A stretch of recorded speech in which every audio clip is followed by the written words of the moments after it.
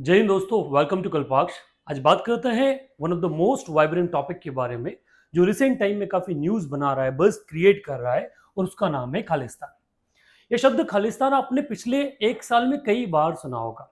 फिर वो सुना अभी रिसेंटली अमृतपाल जब इलेक्शन जीत के आए जेल में से तब, या फिर इससे पहले जो हरदीप सिंह निज्जर की कनाडा में हत्या है उसको लेके, या फिर गुरप्रीत सिंह पन्नू को लगभग रोज जो बयान आ रहे हैं मोदी जी को लेके, क्रिकेट को लेके, या फिर किसी और इंडियन पर्टिकुलर पर्सनैलिटी को लेके, वो भी आप लगातार सुन रहे होंगे। पंजाबी के बारे में, सिख के बारे में जब भी बात करते हैं तो एक बात उनकी आइडेंटिटी जो निकल के आती है वो देश प्रेम की निकल के आती है, इसके अलावा कुछ भी नहीं। क्योंकि जब भी हम देखेंगे तो हमें या तो सनी देओल याद आता है, या फिर एक ऐसे व्यक्ति मनमोहन सिंह के बारे में बात करें जिन्होंने इंडिया को बहुत कुछ दिया। सिखिज्म के बारे में जब ही चर्चा की गई वो ये था कि या तो ये देश प्रेम से ओतप्रोत है, या फिर ये बॉर्डर में है, या फिर ये आर्मी में, क्योंकि आर्मी की जब भी एक पोस्टर बनाया जाएगा, एक पिक्चर बनाया जाएगा, तो हर बार उसे एक सिख के रूप में दिखाया जाएगा। बट कुछ समय से ये खालिस्तान मूवमेंट जब से आया है तब से एक उस आइडेंटिटी को एक धक्का सा लग रहा है, और एक बड़ा तबका in the sense of knowledge उस कम्युनिटी के ऊपर क्वेश्चन रेज कर रहा है। आज के इस वीडियो में जानने की कोशिश करते हैं कि ये जो ये खालिस्तान मूवमेंट, ये मूवमेंट है क्या, कहां से इसकी शुरुआत हुई, क्या वास्तविकता में इनका एम है, और क्या ये सबसे रिलेटेड है, या फिर एक ग्रुप और सेक्शन ऑफ पीपल जो है उन्हीं की ये वॉइस है, ये क्या है। अगर देखा जाए तो पिछले कई समयों में खालिस्तान जो है वो हर जगह इन्वॉल्व रहे। वो इन्वॉल्व रहे कनिष्क नाम की जो फ्लाइट है जिसका एयर क्रैश हो गया, जिसकी अभी बरसी 2 दिन पहले गई है, वो इन्वॉल्व रहे इंदिरा गांधी के मैसेकेयर में, वो इन्वॉल्व रहे कॉमनवेल्थ गेम्स को रुकवाने में, वो इन्वॉल्व रहे एशियन गेम में भी अपना इंपैक्ट फोड़ने में। ये जो खालिस्तान के बारे में बात करने से पहले हम उस धर्म के, सिखिज्म के बारे में बात करते हैं कि what exactly the religion is, कहां से इसकी शुरुआत होती है। सिखिज्म की शुरुआत की बात की जाए तो वो स्टार्ट होता है 15th ऑफ सेंचुरी से, जब गुरु नानक जो है उन्होंने एक नए पंथ की शुरुआत की जिसे हमने सिखिज्म कहा।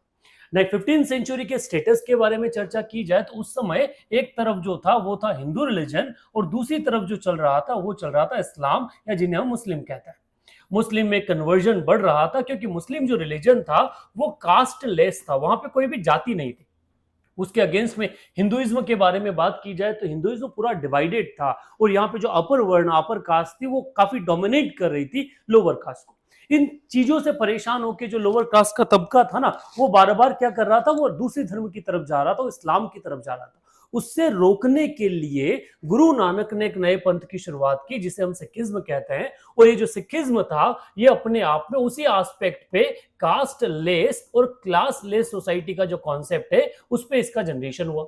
इसकी जब शुरुआत की गई तो इसमें कहा गया कि यहाँ जो है इंपॉर्टेंस अगर किसी को चीज को दिया जाएगा तो वो दिया जाएगा गुरुदे लंगर को। गुरुदा लंगर जो था, यहाँ पे सभी कम्युनिटी के सारे लोग जो इकट्ठे होके एक जगह खाना खाते थे। मतलब वो जो भेदभाव था ना, जो जाति के आधार पर, रेस के आधार पे, वो यहाँ पे खत्म कर दिया गया। इसके बाद गुरु नानक के बाद कुल 10 गुरु जो है वो सिखिज्म की परंपरा में हुए, और उसके अंतिम और 10वें गुरु जो थे वो थे गुरु गोविंद सिंह। गुरु Govind Singh was the first individual जिन्हें लीडर के रूप में रिकॉग्नाइज किया गया। उन्होंने उसको एक मिलिट्री ऑर्गेनाइजेशन जो है ना खालसा, उस खालसा के रूप में ऑर्गेनाइज किसने किया, वो किया गुरु गोविंद सिंह ने। 1675 के बाद सिखिज्म का प्रसार बढ़ने लगा, और ये जो प्रसार था ये कॉन्सेंट्रेटेड था आपके पंजाब वाला एरिया, पंजाब अनडिवाइडेड पंजाब जिसमें पाकिस्तान का पंजाब भी आता है। तो पंजाब, हरियाणा, हिमाचल प्रदेश वाला जो एरिया था वहां पे सिखिज्म की काफी पॉपुलैरिटी होने लगी। आने वाला समय था 1799 का, जब ये जो एरिया है, इस एरा में ये जो सिखिज्म है ये गुरुद्वारों द्वारा कंट्रोल किया जाता था, जिन्हें मिसल कहा जाता था। उसी मिसल में एक मिसल था जिसका नाम था सुकर चाकिया मिसल, जहां के लीडर थे जिनका नाम था रणजीत सिंह। रणजीत सिंह ने बाकी सारे 16 मिसल को मिला के एक किंगडम के एस्टेब्लिशमेंट किया, जो पहला सिख किंगडम था, जिसकी शुरुआत 1799 से हो जाती। 1799 के बाद ये किंगडम जो था उस तरह से ड्राफ्ट किया गया था कि अंग्रेज भी इनसे डरते थे। जिस तरह मिस एक दूसरी तरफ अंग्रेज बैक टू बैक इंडियन राजाओं को हरा रहे थे, पर वो ये सोच रहे थे कि रणजीत सिंह जो है, महाराजा रणजीत सिंह जो है, वो हम पर अटैक न कर दे, वो हमसे दिल्ली को छीन न ले। इसके लिए 1806 के पास जाके उन लोगों ने क्या किया, रणजीत सिंह के साथ में एक फ्रेंडशिप ट्रीटी साइन की जिसे कहा जाता है ट्रीटी ऑफ परपेचुअल फ्रेंडशिप, या फिर ट्रीटी ऑफ अमृतसर। ये जो ट्रीटी ऑफ अमृतसर है, इसका जो ऑब्जेक्टिव यह कहा जाए तो वो ये था कि जो रणजीत सिंह है वो नीचे ब्रिटिश टेरिटरी पे हमला नहीं करेंगे, और ब्रिटिशर्स जो है वो महाराजा रणजीत सिंह पे हमला नहीं करेंगे। सब कुछ सेटल था जब तक रणजीत सिंह थे। रणजीत सिंह की डेथ के बाद एक वॉर ऑफ सक्सेशन उनके बेटों में हुआ, और उस वॉर ऑफ सक्सेशन के दौरान ये हुआ कि जो सिख किंगडम था ये वीक, इसकी जो वीकनेस है ना वो बाहर निकल के ये चीज दिखी लॉर्ड डलहौजी को। डलहौजी ने 1849 में सिख किंगडम को ब्रिटिश जो एम्पायर था उस ब्रिटिश एम्पायर में एनेक्स कर लिया, और जो दलीप सिंह थे, राजा दलीप सिंह जो रणजीत सिंह के वारिस थे, उनको लंदन भेज दिया पढ़ाई के लिए, और उनकी जो मींस जो बेगम थी या जो उनकी मिसेस थी उनको क्या कर दिया, रानी जो थी उन रानी को पेंशन देकर उनको भी London as a caretaker भेज दिया। तो पूरा जो सिख किंगडम था वो किसके हाथ में आ गया, वो पूरा सिख किंगडम ब्रिटिशर्स के हाथ में आ गया। जब सिख खत्म हो गए, बड़े लीडर्स खत्म हो गए, तो जो गुरुद्वारे थे ना, इन गुरुद्वारों को 19वीं सेंचुरी के आसपास जो लोकल महंत थे वो कंट्रोल करने लगे। लोकल महंत जो बेसिकली हिंदुइज्म से आते थे वो इस सिख के गुरुद्वारों को क्या करने लगे, वो कंट्रोल कर रहे थे, जिससे एक अनरेस्ट सिख पॉपुलेशन में डेवलप होना शुरू हुआ। और उसका रिजल्ट रहा कि 1920 में एक ग्रुप जो है उसका फॉर्मेशन हुआ, जिस ग्रुप को कहा गया अकाली दल। और इस अकाली दल ने एक मूवमेंट जो है अकाली मूवमेंट उसकी शुरुआत की, और इस मूवमेंट का जो ऑब्जेक्टिव था वो था रिफॉर्म ऑफ गुरुद्वारास। मींस फिर से गुरुद्वारा को किसके कंट्रोल में होना चाहिए, सिखों के कंट्रोल में होना चाहिए।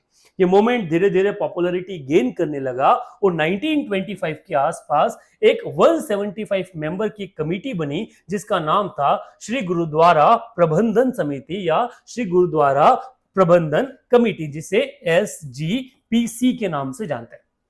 ये SGPC का जब फॉर्मेशन हुआ तो उस समय एक डिमांड एक और उठी कि ये जो सिख किंगडम है जो ब्रिटिशर्स ने क्या किया है कि मींस अपने कंट्रोल में किया है, उसे एक सेपरेट जो नेशन है ना उसके रूप में उसे ट्रीट किया जाना चाहिए, उसे एक अलग देश की बात की। तो यहाँ पे सबसे पहले सिखिस्तान जो है इस शब्द की शुरुआत 1925 में होती है। पर उसी के अगले साल की बात है, इंडियन नेशनल कांग्रेस जो है 1929 के आसपास एक इंडिपेंडेंट इंडिया का कॉल कर देती है, और सिख जो पॉपुलेशन वो अपनी डिमांड को छोड़ के इंडियन नेशनल मूवमेंट में इंडल्ज हो जाते हैं, वो अपना जो सेपरेट सिखिस्तान का डिमांड है वो छोड़ देते हैं। 1941 तक आते आते एक बात क्लियर हो जाती है कि जो मुस्लिम लीग है ना, वो मुस्लिम लीग क्या नहीं है, वो एक सेपरेट नेशन के अलावा कुछ कम मांगेगी नहीं, क्योंकि पाकिस्तान की डिमांड काफी बढ़ गई। और जब पाकिस्तान की डिमांड बढ़ी तो जो सिख लीडर थे उन्होंने बोला कि हम अनडिवाइडेड इंडिया में तो साथ है, बट अगर देश का बंटवारा होता है तो देश के 2 बंटवारे नहीं होंगे, देश के 3 बंटवारा होगा। एक बंटवारा किसका जाएगा, एक सिखों का होगा। जब ये बात अंग्रेजों तक पहुंची तो अंग्रेजों ने एक बात क्लियर कर दी कि जो भी बंटवारा होगा वो पॉपुलेशन के आधार पर होगा, जनसंख्या के आधार पर होगा। 1941 में जब सेंसस हुआ तो पता चला कि जो पंजाब वाला रीजन है उसमें 53% पॉपुलेशन मुस्लिम की है, हिंदू की पॉपुलेशन 30% है, और जो सिखों की पॉपुलेशन है वो सिर्फ 15% है। जब ये बात आई तो सिखों को एक बात दिमाग में क्लियर हो गया कि क्या है, अलग से सिखिस्तान बनने से तो रहा, तो उन्होंने फिर से हिंदुस्तान के लिए को क्या करना शुरू कर दिया, सपोर्ट करना शुरू किया, और उन्होंने अनडिवाइडेड इंडिया को कॉल करना स्टार्ट कर दिया। 1946 में सिख पार्टीशन जो है वो कंफर्म हो गया, और सिखों ने क्या किया, इस पार्टीशन को अगेंस्ट मींस क्या किया, अपोज किया कि भैया हम पार्टीशन किसी भी लेवल पे नहीं चाहते। बट जब पार्टीशन हुआ तो 1947 में जब पार्टीशन हुआ तो सबसे ज्यादा इंपैक्ट अगर किसी को आया तो वो सिखों को आया, क्योंकि जो पंजाब है ना उसका 62% एरिया जो है वो चला गया कहां पे, वो पाकिस्तान के पास चला गया, और रिमेन था वो मींस हमारे जो इंडिया है उस इंडिया के पास रह गया। अब जो बड़ा हिस्सा चला गया पाकिस्तान के पास में, उस कंडीशन में जो सिख पॉपुलेशन है वो भी डिवाइड हो गया। जो सिख पॉपुलेशन पाकिस्तान में थी वो वहां से, क्योंकि दंगों के कारण, राइट्स के कारण, वहां से वापस कहां आई, इंडिया में अपनी जो टेरिटरी है वो छोड़ के, अपनी प्रॉपर्टी है प्रॉपर्टी छोड़ के, अपनी वेल्थ छोड़ के। तो सबसे ज्यादा इस एरिया में किसी ने सफर किया, तो वो सफर किसने किया, वो जो सिख हैं उन सिखों ने सफर किया, और वहां से एक मैक्सिमम पॉपुलेशन कहां माइग्रेट आ गई, वो माइग्रेट होकर फिर इंडिया में आ गई, जिनके पास कोई मींस कहते हैं ना एक लाइवलीहुड अर्न करने का कोई बेसिक फंडामेंटल जो चीजें होती हैं वो अवेलेबल नहीं थी। इस बात में फिर एक मूवमेंट क्रिएट हुआ कि भैया क्या है, हमें एक सेपरेट क्या चाहिए, speaking state, Punjabi speaking state चाहिए, क्योंकि हम ये सिख पॉपुलेशन है इसका सही से काम में कहते हैं जीर्णोद्धार कर पाए, उनको एक बेनिफिट दे पाए, क्योंकि जो लॉस पार्टीशन के कारण हुआ है उस लॉस से उसको निकाला जा सके। तो इसके लिए उस समय अकाली लीडर तारा सिंह जो थे उन्होंने बोला कि हमें क्या चाहिए, एक एक पंजाबी स्पीकिंग स्टेट चाहिए, जिसमें क्या हो, पंजाब के लिए हम बात कर सके। बट उस समय हम लैंग्विस्टिक बेसिस पे कोई स्टेट जो है वो ड्राफ्ट नहीं कर रहे थे, तो ये कॉल जो था वो उसको छोड़ दिया गया। सो 1950 में इस कॉल को उन्होंने लाइमलाइट में लाने के लिए तारा सिंह ने क्या किया, एक मूवमेंट शुरू किया, जिसको मूवमेंट को कहा जाता है पंजाबी सूबा मूवमेंट। पंजाबी सुबह मूवमेंट धीरे धीरे पॉपुलैरिटी गेन करने लगा और कई सारे लोग इस मूवमेंट से जुड़ने लगे, और क्योंकि उस एरिया में जो रिलीजन की बात कर रहे थे उनको सपोर्ट अच्छा मिल रहा था, सो जो अकाली है उन अकालियों को सपोर्ट मिलना शुरू हुआ। ये बात कांग्रेस को अच्छी नहीं लगी क्योंकि कांग्रेस अपना ग्राउंड खो रही थी, तो कांग्रेस ने पहली बार इन पे पुलिस एक्शन अनाउंस किया और वो एक्शन था 1955 में। जब गोल्डन टेम्पल की बात आती है तो गोल्डन टेम्पल पे अटैक कब हुआ, तो हम जनरली ऑपरेशन ब्लू स्टार को याद रखते हैं, पर operation blue star second time था। उससे पहले जब कोई पुलिस एक्शन गोल्डन टेम्पल पे हुआ था तो वो 1955 में हुआ था, जब पुलिस उस समय के अकाली लीडर्स को अरेस्ट करने के लिए गोल्डन टेम्पल में घुस गई।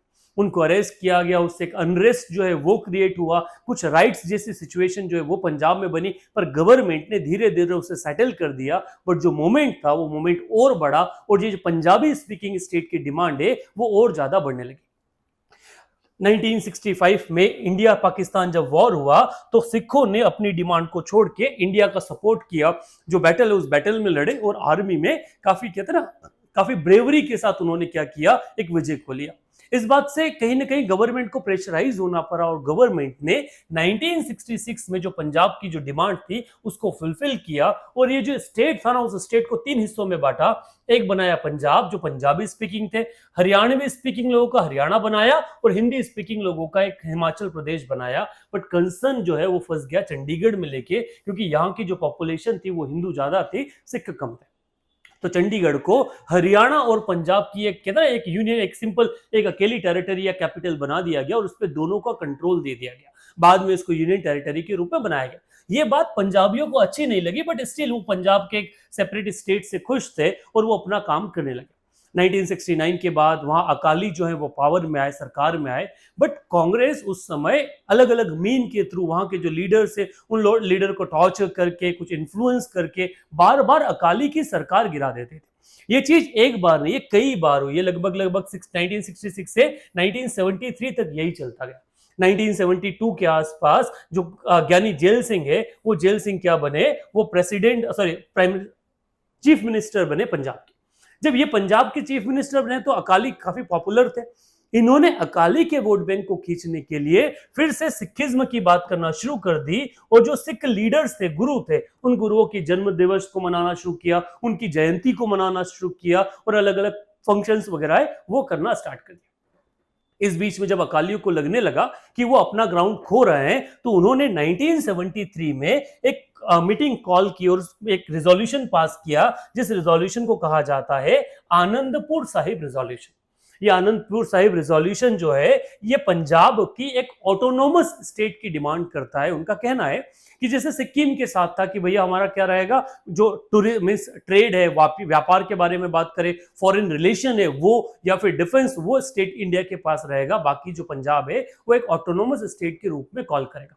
और यहां से फिर से सिखिस्तान या जो खालिस्तान की बात है वो बात होना स्टार्ट हो जाती है, और ये शुरू होता है 1973 से। अब यहां पर आके कहा जाता है कि इन सारी एक्टिविटी को जो फंडिंग है वो फंडिंग पाकिस्तान की तरफ से मिल रही थी। इस बात में कितनी सच्चाई है या नहीं, ये कई बार अलग अलग रिपोर्ट के थ्रू आया भी है, और इस बात को जस्टिफाई भी किया गया है कि यार ये जो एक्टिविटीज है, इन एक्टिविटीज को कौन फंड कर रहा था, पाकिस्तान फंड कर रहा था। 1973 के बाद में जब कांग्रेस को लगने लगा कि यार ये जो अकाली ने डिमांड की है, इस डिमांड के कारण हमारा जो ग्राउंड है वो खत्म हो रहा है, हम सिखों का जो हमारा सपोर्ट है ना वो खत्म हो रहा है, तो उसको रिगेन करने के लिए उन्हें एक चेहरे की आवश्यकता थी जो सिखों का चेहरा हो और अकाली के वोट जो उनको स्प्लिट कर पाए, और उनको वो चेहरा मिला जनरल सिंह भिंडरेवाला के रूप में। जनरल सिंह भिंडरेवाला 1975 के आसपास काफी पॉपुलर हो चुके थे, और वो एक ऑर्गेनाइजेशन के साथ थे जिसका नाम था दमधनी टकसाल। इस दमधनी टकसाल है ये गुरु नानक ने शुरू किया था, जिसमें सिखों के रिफॉर्म की बात की जा रही थी। भिंडरेवाला ने भी यही किया, उन्होंने ड्रग्स के खिलाफ आंदोलन किया, शराब के खिलाफ आंदोलन किया, सिखों को दाढ़ी रखने के लिए, कृपाण रखने के लिए, जो उनके आइडेंटिटी है ना उसको बनाए रखने के लिए बात करना शुरू की, और वो धीरे धीरे काफी पॉपुलर होने लगे। जब कांग्रेस को यह दिखा तो उन्होंने 1977 में भिंडरेवाला को अप्रोच किया, और अप्रोच के पीछे कारण सिंपल सा था कि अकाली के जो वोट है वो बढ़ सके। भिंडरावाले कई रेडिकल एक्टिविटी में इन्वॉल्व था, जिसमें कुछ क्रिमिनल एक्टिविटीज भी थी, बट भिंडरावाले के खिलाफ कोई पुलिस एक्शन कभी भी नहीं हुआ, क्योंकि उन्हें कांग्रेस का जो कंप्लीट सपोर्ट था वो सपोर्ट था। बाद में जब गुरुद्वारा जो परिषद, शिरोमणि गुरुद्वारा परिषद होता है, उस परिषद में भी भिंडरावाला का सपोर्ट इंडियन नेशनल कांग्रेस ने किया था।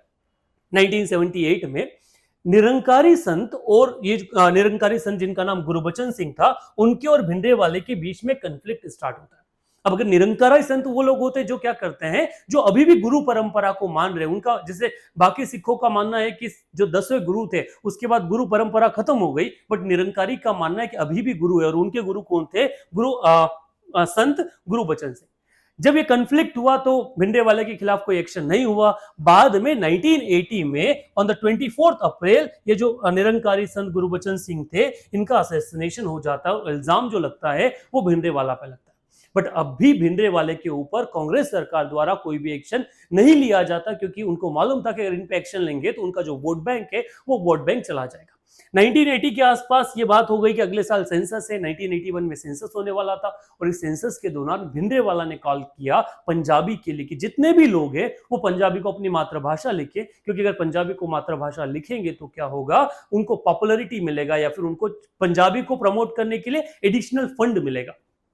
इसके लिए जो हिंदू स्पीकिंग जो लोग थे ना, उनके दिमाग में लगने लगा, उनको टेंशन होने लगा, ठीक है, उनको इनसिक्योरिटी होने लगी। यही वो दौर था कि पंजाब केसरी नाम के न्यूज चैनल था, जिनके पत्रकार थे लाला जगत नारायण, ये संपादक थे। इन लाला जगत नारायण ने एडिटोरियल डालना शुरू किया कि हिंदी वालों को हिंदी लिखना चाहिए और किसी से डरने की आवश्यकता नहीं। वो रिपीटेडली ऐसी खबरें जो है वो पंजाब केसरी में डाल रहे थे, और उसके बाद 1981 में ये भिंडरावाले के कुछ समर्थक जो है वो लाला जगत नारायण जो है उनकी हत्या कर देते, जो पंजाब केसरी के क्या है में संपादक हुआ करते थे। इसके बाद प्रेशर सरकार पे बढ़ने लगता है, और फाइनली कांग्रेस सरकार को भिंडरावाले को अरेस्ट करना पड़ता है। जैसे ही भिंडरावाला अरेस्ट होते हैं 1981 में, भिंडरावाले के जो सपोर्टर हैं वो एजिटेशन करना स्टार्ट कर देते हैं, और उस भिंडरावाले के सपोर्ट में कौन भी आ जाते हैं? अकाली भी आ जाते हैं, क्योंकि वो रिलीजन की बात कर रहे थे। और अकाली और भिंडरावाले के जो सपोर्टर्स है वो एक कहते हैं ना, वो पुलिस को प्रेशराइज करना शुरू कर देते हैं, गवर्नमेंट को प्रेशराइज करना शुरू करते हैं भिंडरावाले को रिलीज करने के लिए। इसी बीच में 1982 के पास में एक धर्म युद्ध मोर्चा जो है उसकी शुरुआत करते हैं अकाली, जो भिंडरावाले के साथ मिलकर मींस वो फिर से सिखिज्म को प्रमोट करने की बात करते हैं। और इस बीच में हमारे यहाँ एशियन गेम्स होने वाले थे, जिन एशियन गेम की जो जिम्मेदारी है वो राजीव गांधी को मिली थी। ठीक, राजीव गांधी को जिम्मेदारी मिलने से बार बार ये हो रहा था कि ये जो सिख लोग हैं ये एशियन गेम को इंपैक्ट करेंगे, तो राजीव गांधी ने ऑर्डर किया कि जितने भी सिख दिल्ली आ रहे हैं उन सबकी जांच हो। तो उस जांच में कई सारे निर्दोष सिखों को काफी परेशान किया गया, डिफेंस ऑफिशियल को काफी परेशान किया गया, सोल्जर्स को परेशान किया गया, जिस कारण से सिखों में एक आउटरेज जो है वो डेवलप होना शुरू हुआ। उसी बीच में 1982 में उस समय के पंजाब के जो सीएम थे दरबारा सिंह, उनके ऊपर एक डेडली अटैक होता है, जिसमें वो तो सर्वाइव कर जाते हैं, पर ये जो खालिस्तान का आइडियोलॉजी है ये और प्रमोट होना शुरू होता है। इसी बीच में आईएसआई का नाम भी आता है कि जो पाकिस्तान की इंटेलिजेंस एजेंसी है वो इन सब चीजों को फंडिंग भी कर रहा है और सपोर्ट भी कर रहा है।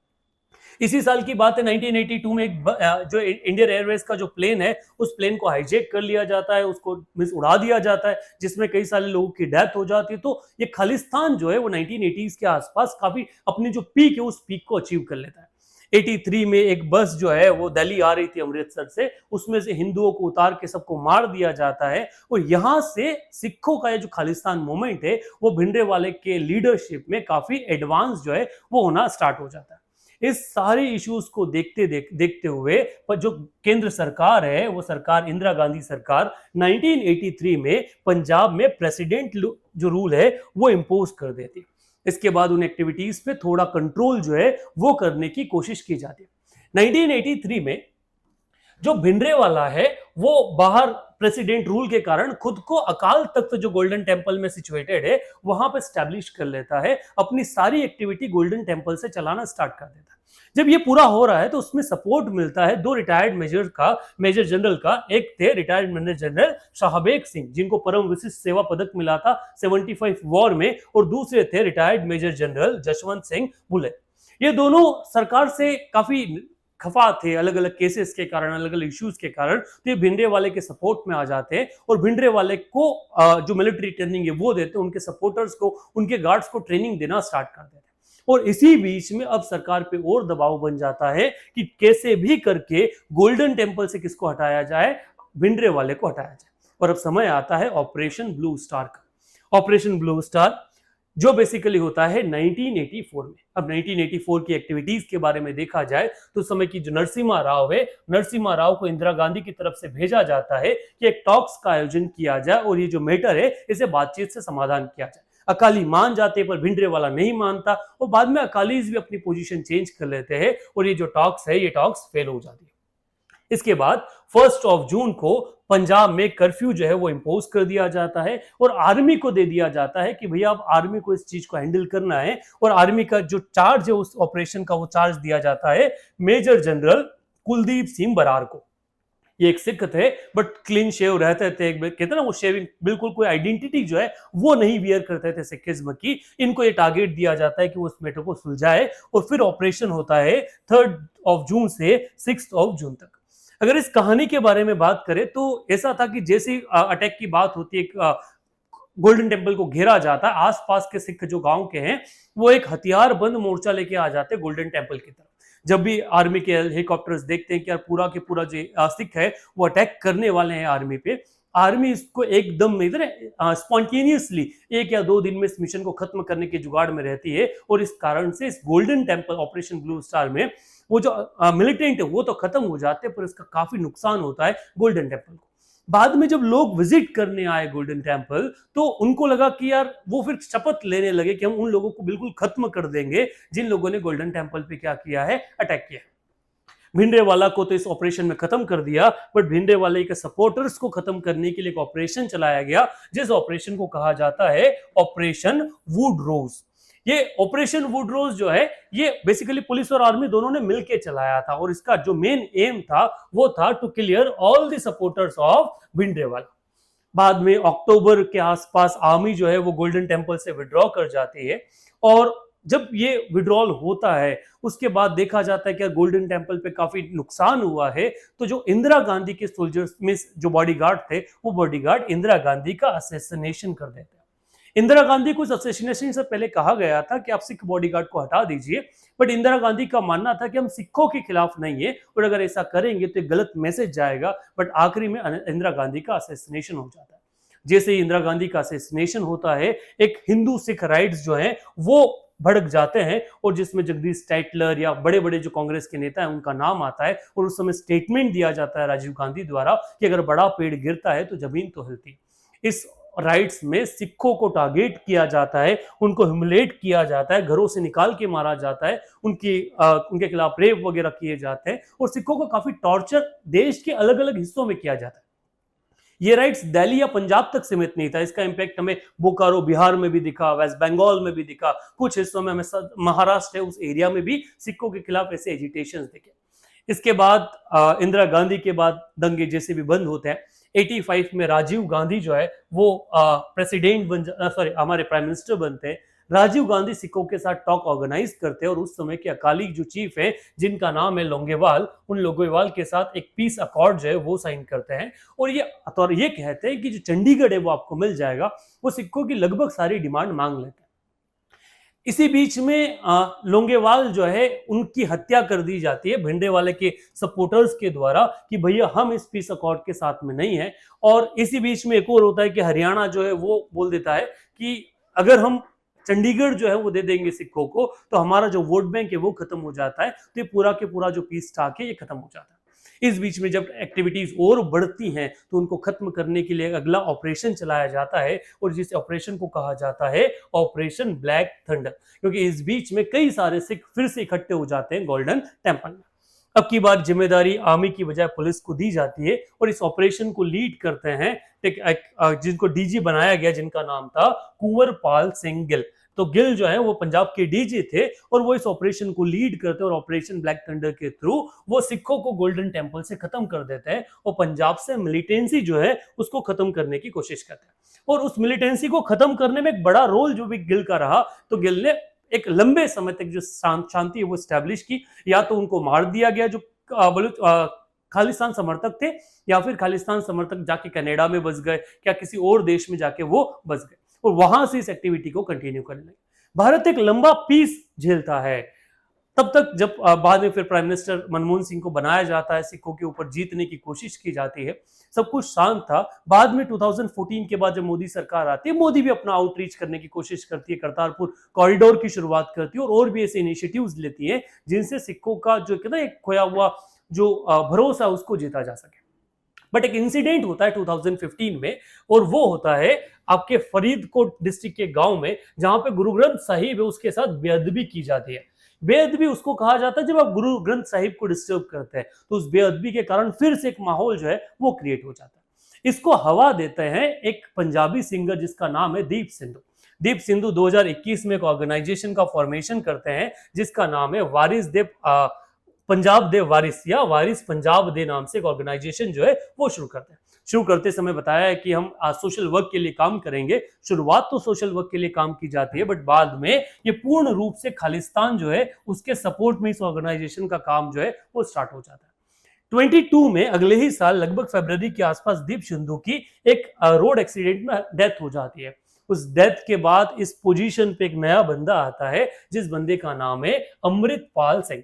अमृतपाल सिंह इससे पहले दुबई में था, दीप सिंधु के कांटेक्ट में था। जैसे 22 में दीप सिंधु की हत्या होती है, जो अमृतपाल सिंह है इसको वारिस पंजाब दे का हेड बना दिया जाता है। जब हेड बनाया जाता है एक सेरेमनी की जाती है जिसमें कई सारे लोग आते हैं और अमृतपाल सिंह को काफी सपोर्ट जो है वो सपोर्ट मिलता है। अमृतपाल सिंह कुल के खालिस्तान का समर्थन करता है। 2023 में जब अमृतपाल सिंह के सपोर्टर तूफान सिंह को अरेस्ट कर लिया जाता है, तो अमृतपाल सिंह गुरु ग्रंथ साहिब के साथ में पुलिस स्टेशन पर अटैक करके तूफान सिंह को छुड़वा लेता है। और इसमें गुरु ग्रंथ साहिब साथ में होने से पुलिस कोई एक्शन नहीं ले पाती। बाद में उसको सर्च में एक ऑपरेशन किया जाता है और सितंबर में अमृतपाल सिंह जो है वो खुद को सरेंडर कर देता है पंजाब पुलिस को। इसके सरेंडर के बाद लगभग फिर एक्टिविटी शांत होती है, बट 2024 मई में जब इलेक्शन लोकसभा के होते हैं तो अमृतपाल सिंह वो फॉर्म डालता है खबूर सीट साहिब से एमपी बनने के लिए और वो लगभग 1,90,000 वोट से जीत जाता है। ये जीत दिखाती है कि पंजाब में खालिस्तान को लेकर अभी भी सिंपैथी है, वो अमृतपाल को लेकर सिंपैथी। और अमृतपाल के जीतने के बाद अभी कहा जा रहा है कि उसका जो सपोर्टर है वो भी पंजाब में बाईपोल्स जो है वो लड़ना चाहता है। इसके बाद में खालिस्तान की जो आवाज है वो और बुलंद है बोलने लगती। इसी बीच में वर्ल्ड अफेयर में कनाडा जो है वो खुल के खालिस्तान को समर्थन दे रहा है। वो बार बार ऐसी एक्टिविटीज कर रहा है, फिर गुरप्रीत सिंह पन्नू के बारे में हो या फिर हरदीप सिंह निज्जर की हत्या के बाद भारत के खिलाफ दिए गए स्टेटमेंट को लेकर। वो एक तरफ तो मोदी जी से मिल रहा है और दूसरी तरफ कनाडियन असेंबली में जाके हरदीप सिंह निज्जर के लिए मौन व्रत रख रहा है। कई कारणों से स्टेबल जो भी इश्यूज है उनके कारण से ये जो खालिस्तान का मूवमेंट ये बार बार भड़क रहा है और इसमें मैक्सिमम जो रोल है वो ऐसी एजेंसीज प्ले कर रही है जो भारत को अनस्टेबल देखना चाहती है, जिसमें सबसे बड़ा रोल पाकिस्तान का है। ठीक है, वो कनाडा भी इस चीज में थोड़ा हिस्सा है क्योंकि कनाडा को अपनी लोकल जो पॉलिटिक्स है उस लोकल पॉलिटिक्स को देखना है। वर्तमान में स्थिति इंडिया में ठीक है, बट अब सरकार को इस चीज को उस तरह से लेना होगा कि आने वाले टाइम पे हम एक अखंड भारत जो चाहते हैं वो बना रहे और इसको दबा के या फिर इसके जीत के पंजाबी को हम क्या कर पाए, इस खालिस्तान मूवमेंट को पूर्ण रूप से खत्म कर पाए।